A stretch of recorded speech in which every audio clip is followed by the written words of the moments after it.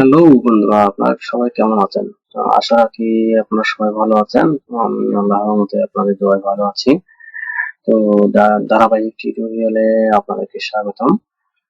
আজকে আমি আপনাদের সামনে 3 নম্বর টিউটোরিয়াল নিয়ে উপস্থিত হলাম। যারা আমার আগে 1 নম্বর এবং 2 নম্বর টিউটোরিয়াল গুলো দেখেননি তারা অনুগ্রহ করে 1 নম্বর এবং 2 নম্বর টিউটোরিয়াল গুলো দেখে তারপর 3 নম্বর টিউটোরিয়ালটি শুরু করবেন।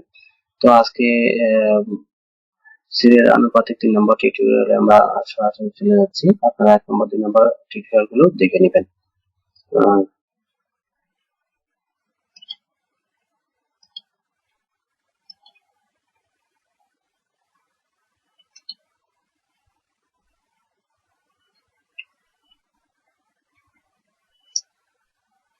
তো আমাদের 2 নম্বর টিউটোরিয়াল ছিল এতটুকুই।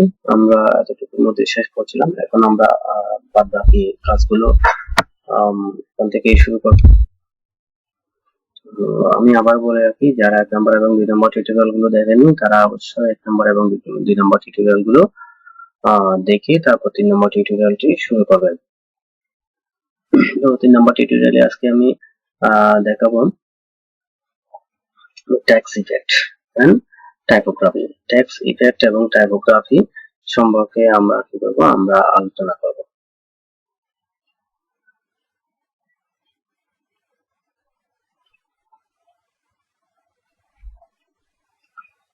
তো আমি একটা ট্যাক্স লিখব।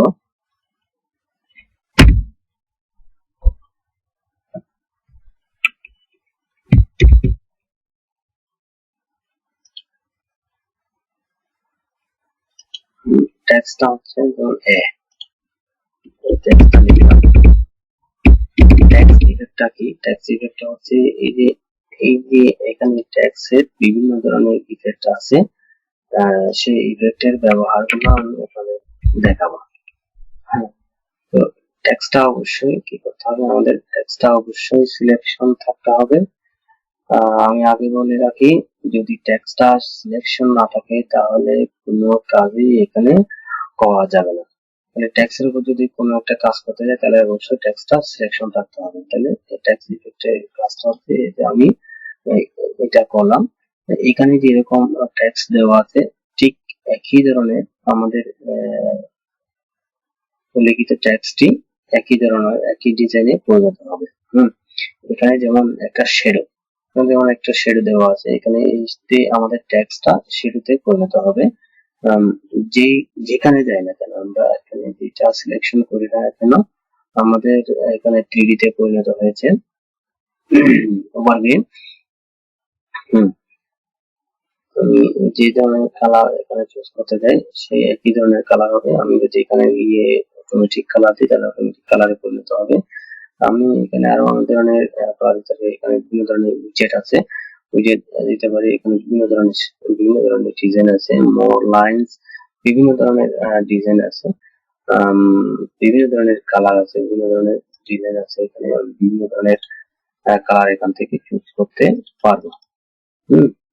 আমি এখানে বিভিন্ন বিভিন্ন ধরনের এখান থেকে বাড়াতে পারবো। এটা ট্রান্সপারেন্সি, তারপর এখান থেকে ওয়াইটটা বাড়াতে পারবো, তারপর এখানে আবার কমাতে পারবো। হ্যাঁ, তারপর এখানে এখান থেকে যে কোনো ধরনের ডিজাইন আমরা এখান থেকে কি করতে পারবো, সম্পাদন করতে পারবো। তারপর গ্রেডিয়েন্ট লাইন দিতে চাইলে এখান থেকে একটা গ্রেডিয়েন্ট লাইন এখান থেকে শুরু হয়ে গেল, একটা গ্রেডিয়েন্ট লাইন শুরু হয়ে গেল। যে কোনো ধরনের এটা গ্রেডিয়েন্ট কালার দিতে চাইলে এখানে একটা কালার হয়ে গেল। বিভিন্ন ধরনের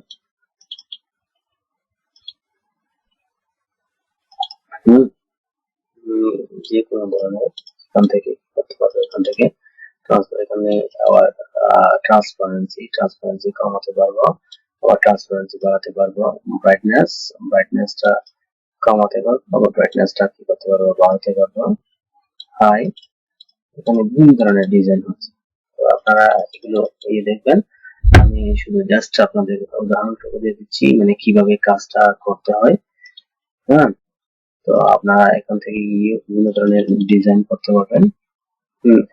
মোট কথা হচ্ছে একটা লেখাকে যত ধরনের ডিজাইন করতে হয় সকল ধরনের ডিজাইন আপনারা এখান থেকে গিয়ে করতে পারবেন। এখান থেকে গিয়ে বিভিন্ন ধরনের কালার, বিভিন্ন ধরনের ডিজাইন এখান থেকে আমরা করতে পারবো।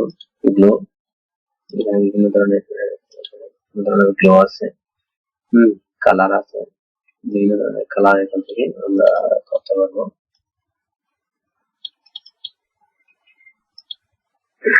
এখান থেকে এটা চুজ করতে পারবো।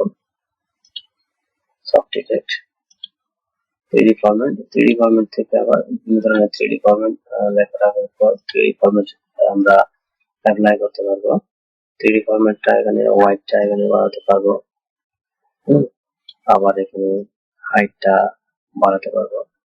মূল কথা হচ্ছে এটার ব্যবহার ব্যাপক। আমরা এখান থেকে বিভিন্ন ধরনের স্টাইল, এখান থেকে বিভিন্ন ধরনের স্টাইল এখান থেকে সিলেকশন করতে পারবো বিভিন্ন ধরনের। মূল কথা আপনারা এখান থেকে যে কোনো ধরনের কাজ আপনারা করতে পারবেন। গ্লো কালার, এখান থেকে বিভিন্ন ধরনের কালার চুজ করতে পারবো আমরা। যদি কোনো কালার চয়েস না হয় তাহলে এখান থেকে কালার চয়েস করতে পারবো।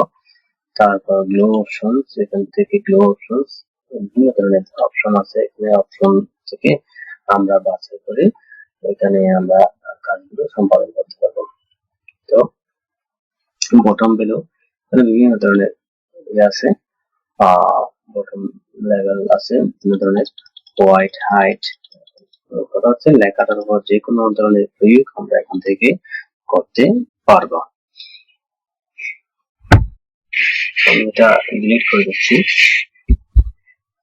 হ্যাঁ, ডিলিট করে দিলাম।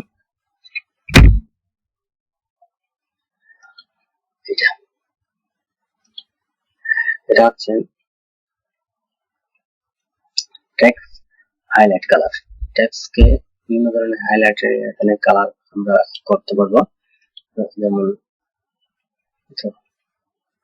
আপনারা নিশ্চয়ই বুঝতে পারতেছেন আমি কি করতে চাচ্ছি। এখানে বিভিন্ন ধরনের টেক্সট হাইলাইটের কালার এখানে আপনারা করতে পারেন। তবে টেক্সটটা করতে হবে, টেক্সটটা আগে সিলেকশন থাকতে হবে।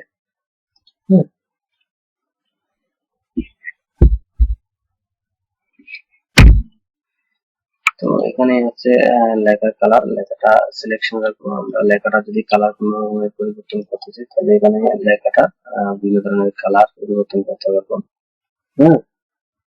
এই তো লেখার বিভিন্ন ধরনের কালার আপনার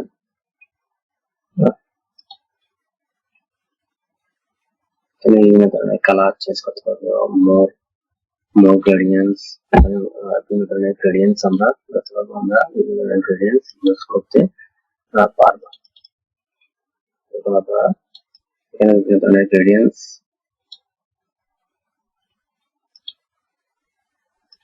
গ্রেডিয়েন্টস ফিল্ডস, এখানে বিভিন্ন ধরনের গ্রেডিয়েন্টস আমরা ইউজ করতে পারবো। এখানে আপনারা পরিবর্তন করে দেখবেন অবশ্যই। আপনারা যদি পরিবর্তন করেন না দেখেন তাহলে আপনারা জিনিসটা বুঝতে পারবেন না। ক্লাসটা করার সময় আপনারা কালারগুলো অবশ্যই পরিবর্তন করে দেখবেন। আমি জাস্ট আপনাদেরকে একটু একটু করে দেখিয়ে দিচ্ছি কিভাবে পরিবর্তন করতে হয়। তো আপনারা নিজের মতো করে আপনারা সাজিয়ে গুছিয়ে আপনারা পরিবর্তন করবেন।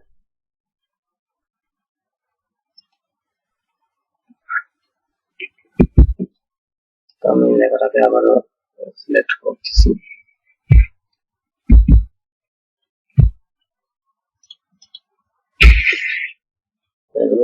কাজটা আমি দেখে গেলাম, তাহলে এগুলো আমি একটা একটা করে সিলেকশন করে ডিলিট করে দিচ্ছি।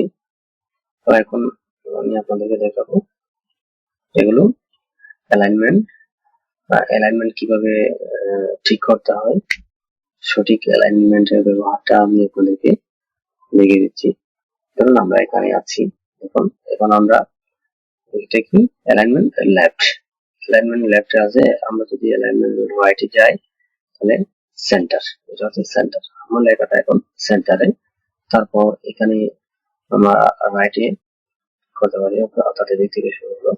সচরাচর আমরা এখানে প্যারাগ্রাফে এখানে রেখে জাস্টিফাই রেখে আমরা কি করতে পারবো, আমাদের লেখাটা আমরা সিলেকশন করতে পারবো।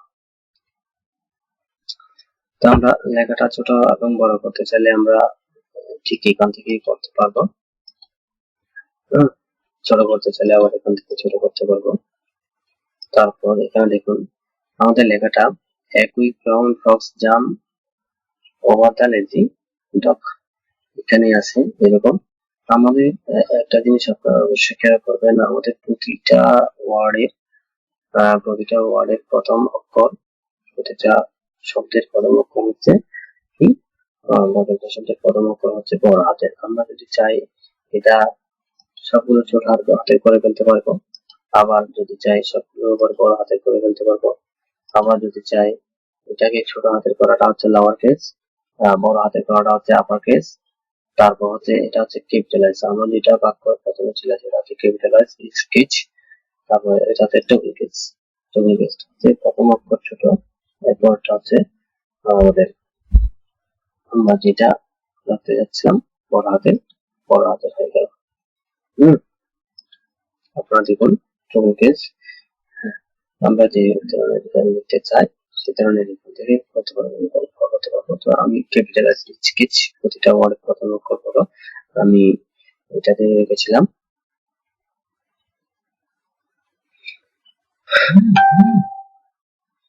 ক্লিয়ার আউট ফরম্যাটিং, মানে আমাদের লেখাটা পূর্বে যেরকম অবস্থা ছিল সেরকম অবস্থার মধ্যে চলে গেল। আবার আমি যদি লেখার মধ্যে কোনো একটা লাইন ব্যবহার করতে চাই, প্রতিটা লাইনের মধ্যে লাইনের মধ্যে কোনো একটি চিহ্ন ব্যবহার করতে চাই, এখান থেকে চিহ্ন আমরা ব্যবহার করতে পারবো। আপনারা দেখে নিন, আমি যে কোনো একটা চিহ্ন এখান থেকে ব্যবহার করতে পারবো। এই ধরনের চিহ্নগুলো লাইনের ব্যবহার। তারপর ডিফাইন্ড নিউ বুলেট, এখান থেকে গিয়ে আমরা সিম্বল, এখান থেকে যে কোনো ধরনের একটা সিম্বল এখানে সিলেকশন করে দিয়ে যদি করে দিই তাহলে সেটা এখানে ওকে দিতে হবে। জাস্ট ওকে দিলে এখানে চিহ্নটা সিম্বল এখানে চলে আসে। তো আপনাদের আরেকটা বিষয় অবশ্য ধারণা দেওয়া দরকার, এখানে আমি চাইলে আমার নিজের ছবি ব্যবহার করতে পারবো। কিভাবে? Defined new bulletin number symbol,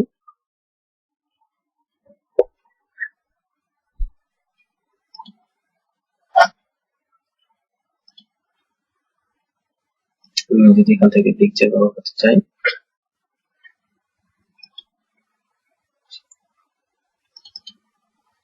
যে কোনো একটা পিকচার এখান থেকে ইনসার্ট করে দিলেই পিকচারটা এখানে চলে আসবে। পিকচারটা এখানে চলে আসলো। তো এটাও একই ধরনের, আমি যদি কোনো একটা ABC ব্যবহার করতে চাই বা ফার্স্ট সেকেন্ড বা এরকম ব্যবহার করতে চাই, বা এখান থেকে যদি কোনো একটা কিছু ব্যবহার করতে চাই, বা বিভিন্ন ধরনের ফন্ট আছে, এখান থেকে বিভিন্ন ধরনের ফন্ট যদি ব্যবহার করি, বিভিন্ন ধরনের ফন্ট যদি ব্যবহার করি তাহলে এখান থেকে আমরা চলে আসবে। যদি এটা ব্যবহার করতে চাই তাহলে এক এক ধরনের চলে আসবে। তো আপনারা একটু দেখে নিবেন।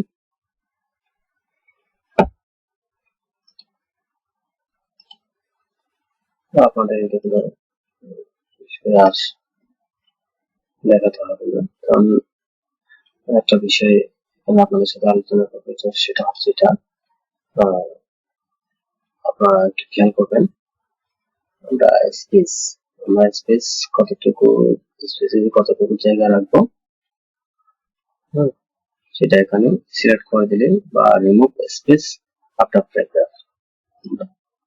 প্যারাগ্রাফের যদি কোনো স্পেস রাখতে না চাই তাহলে আমরা দেবো একটা স্পেস আফটার প্যারাগ্রাফ, আবার রিমুভ স্পেস আফটার প্যারাগ্রাফ, বা এখানে 1.5 2.0 2.5 3.5 যে কোনো একটা রাখতে পারি। সাধারণত একটা 1.15 ব্যবহার আমরা 1.15 এ রাখলাম। বন্ধুরা আজকে এতটুকুই। আপনারা যারা আমার চ্যানেলটি এখনো সাবস্ক্রাইব করেনি তারা অবশ্যই আমার চ্যানেলটি সাবস্ক্রাইব করবেন এবং লাইক কমেন্ট শেয়ার করবেন আপনাদের বন্ধুদের মাঝে। আপনারা সবাই ভালো থাকবেন, নেক্সট টিউটোরিয়ালের জন্য প্রস্তুত থাকবেন। ওকে, আল্লাহ হাফেজ।